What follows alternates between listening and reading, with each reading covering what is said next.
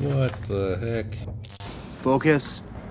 Keep it simple. No doubt, no doubt. So it's Thursday, right? And I'm sitting and stopping through traffic, and I'm thinking to myself, man, sitting in traffic sucks. And then all of a sudden, I get this phone call, and it's an unknown caller, so I think it's spam, so I ignore it, right? A few seconds later, they call back, but this time I answer, right? And I said, hello? And he says, yo, Roger. And I said, yeah? Who's this? And he says, the mountains. And I said, who? He replies, look, it's the mountains, man. I got other people to call too, you know. And then he hung up, and I said, okay, that was weird. And then all of a sudden, it hits me, right? As soon as I get home, I start texting my buddy John, and I said, bro, the mountains called. We got to go. And he said, okay. And then we went.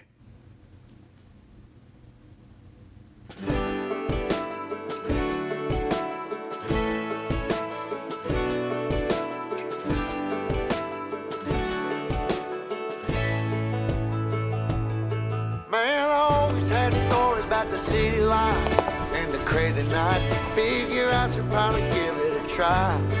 Maybe check it out, see what it's all about.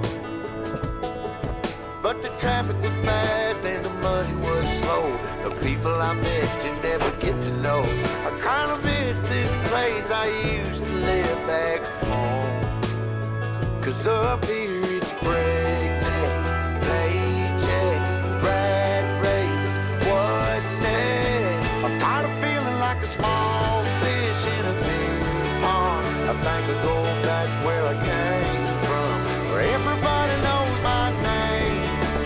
My friends are still the same. I guess the slow life hit me just right, like a bonfire on a cold night. Hell, and you can keep your 9 to 5, happy with the simple life.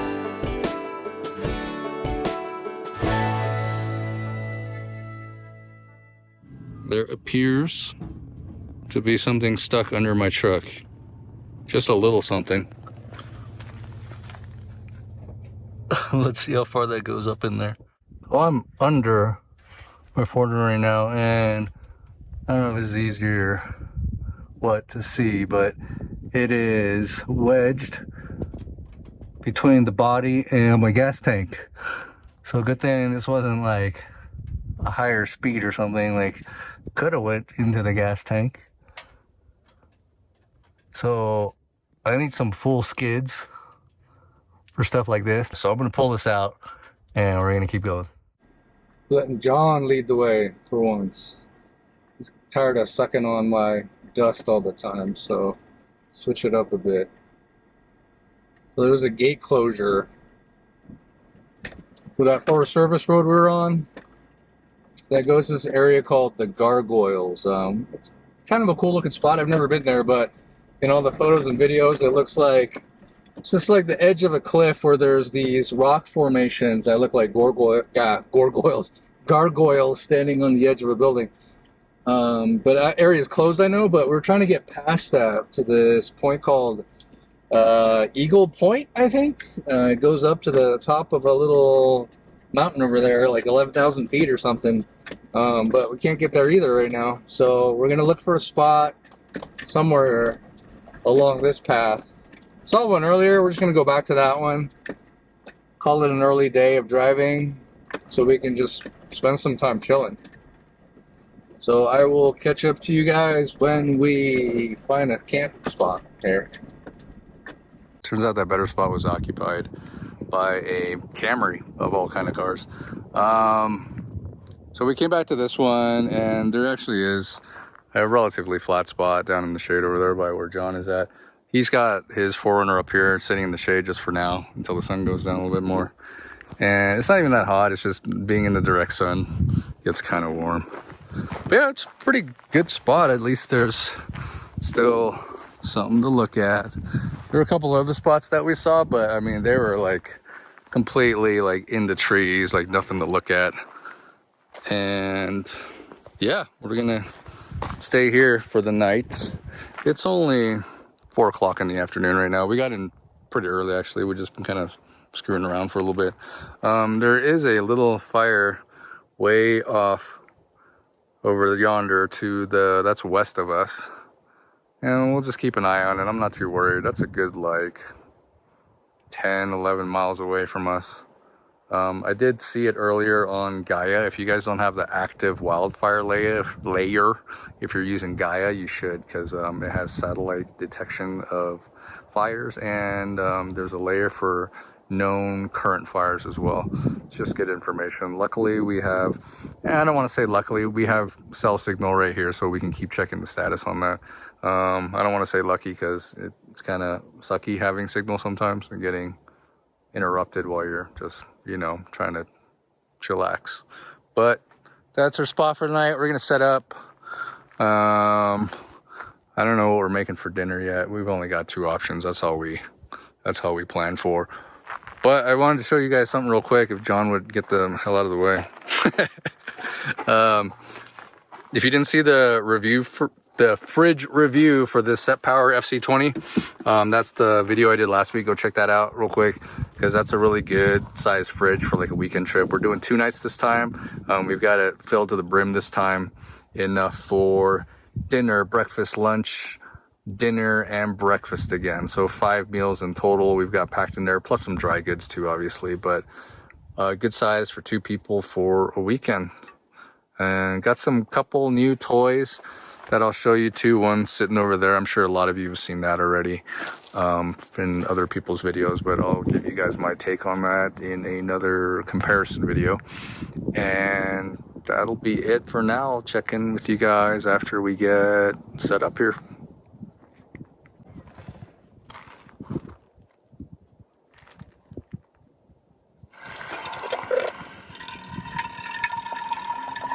Oh, you had some premature water there, huh, John? Almost.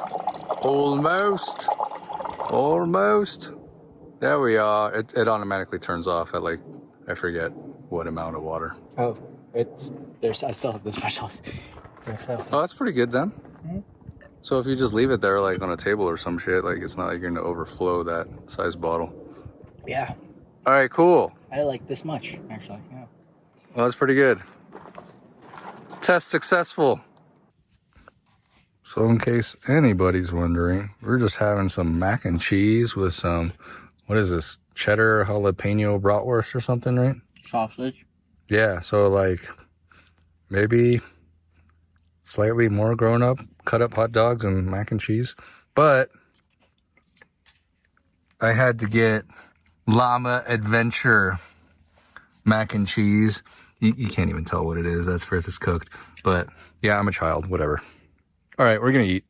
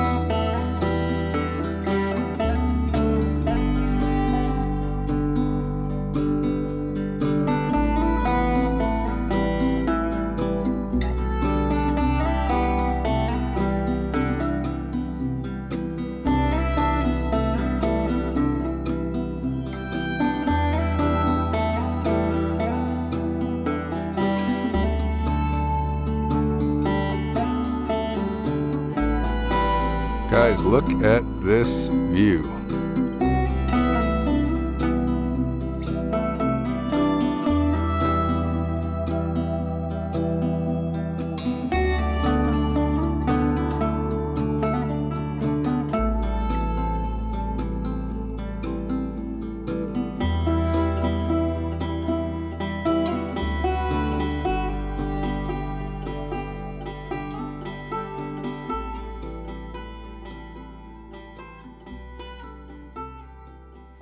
So all that time I spent poring over satellite image maps when preparing for this trip definitely paid off in dividends. Guys, I am so happy that we got this spot. I just have to show you one more time. We're set up under that tree over there, and we're just surrounded by peaks pretty much. Let me flip the camera around. Check that out. I don't think you can hear it on the mic, but not too far from here, probably about 150, 200 yards or so. There's a little creek running down there. And we have some pretty cool rock formations at the top of the peaks there. I think Gaia said that's about almost 9,900 feet at the top there. We're at about 7,000 down here in this valley. And there's some peaks on the other side too. I think that's like 9,300 feet. A couple way off in the distance in the back. And the trail just keeps going that way back to a Forest Service road. And way off in the distance, we got more mountain peaks. Pretty serene spot. Rangers rolled by earlier this afternoon when we first got here, and they stopped. We chatted for a little bit. And I asked them, like, dude, is this like a kind of like a secret spot? Because they stopped at the very end, right over there. There's like a little cul-de-sac just to have lunch. So they're obviously well familiar with this spot. And they're like, yeah, very few people come down here. We've seen a couple ATVs, but yeah, not a whole lot of people.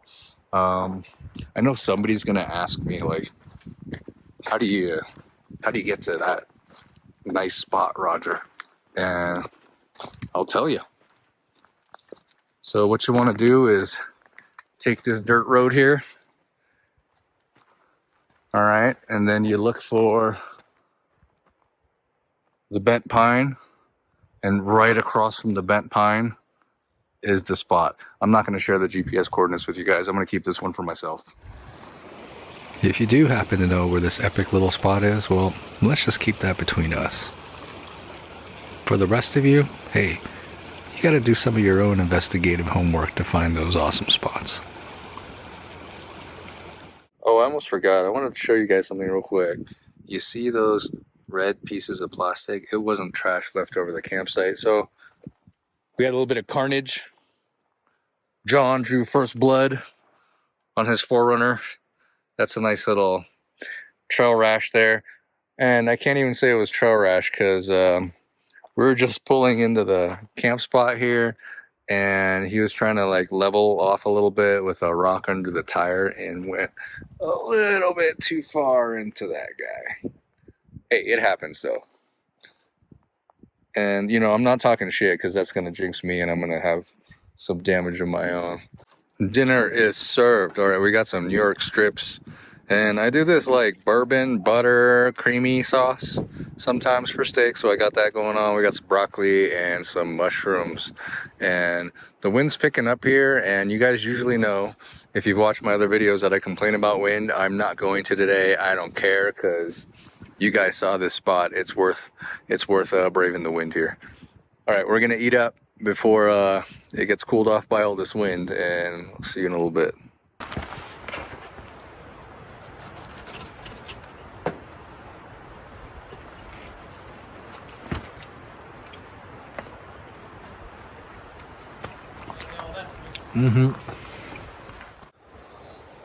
I wish I could properly capture this moment right here on video or with the photograph even, but I just don't have the right equipment for that. That right there, that bright little dot, is actually the moon, and with my naked eye I could see it like super clearly right now. It's like huge. Like I could make out, you know, little dark spots like the craters on it right now with my naked eye. I just can't show you guys properly, unfortunately. And earlier off to the left over here, there's this crazy redness in the sky. John, my buddy, took some photos. So I'll show you guys his photos. In the light of this moon, my mind keeps searching, but my heart decides. Thoughts can be cruel, they're not mine to own. The space unravels when you let go. What's yours, it ain't mine, that energy goes today. The feather in the fire will blow it home your way. Moon mother, open your arms. Moon mother, this magic's just begun. Moon mother, reach for my heart so I can feel your essence in me. How to unfold. Hey guys, real quick, I just wanted to show you the, I guess we call it an obstacle that we went through to get to the camp spot yesterday. And the camera angle I shot at doesn't really show you like how deep it is. I don't know if you can even see now how deep it is. John's kind of at like ground level with the camera for me, and I'm 5'10", so it gives you an idea. But his Forerunner like kind of barely made it through without taking any damage. He was about half an inch from hitting his front bumper on the way up, and the departure angle, like he was scraping the bottom of his rear hitch. So I definitely wouldn't try to, even if you find my secret spot, I definitely wouldn't try to do this in like a two-wheel drive vehicle, and you may or may not want to think twice if you're in like a lower clearance like all-wheel drive vehicle. But just something to think about when you're like out adventuring, like what your vehicle's capable of and what you want to attempt and what you don't. I mean, this is a kind of a piece of cake for like a lifted 4x4, but yeah, just something to pay attention to when you're out on the trail.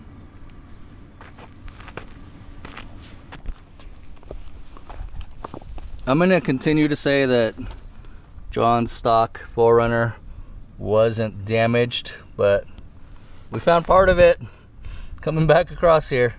And even that angle earlier didn't really show how deep this thing is. So I'm like kind of at the bottom of it, and I'll kind of shoot up, and that kind of gives you a slightly better perspective.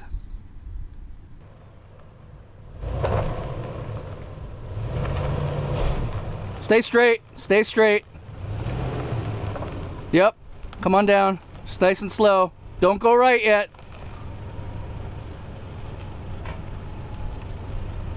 Keep coming, keep coming, keep coming, keep coming. You're good. You're good. You're good. Slow, slow, slow here. Keep it slow. Keep it slow. You're gonna touch the license plate a little bit. Don't turn. Do not turn. Keep it straight. There you go. You're clear of the front bumper. You don't need to go right. Just keep it straight. Yep, you're about to come down the back. You're on your hitch. I can hear it. There you go.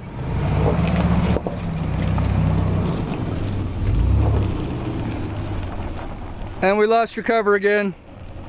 I didn't put it on. Oh, you didn't? No. Oh, okay. Well, before we get out of here today, there's something we stopped by to check out. Further down the same forest road we were on is a little thing called the Bennett juniper. And I read, we're going to check these signs here, but I read that they believe this juniper tree to be the oldest living one, I think, in the entire world. They're estimating that something like 5,000 to 8,000 years old.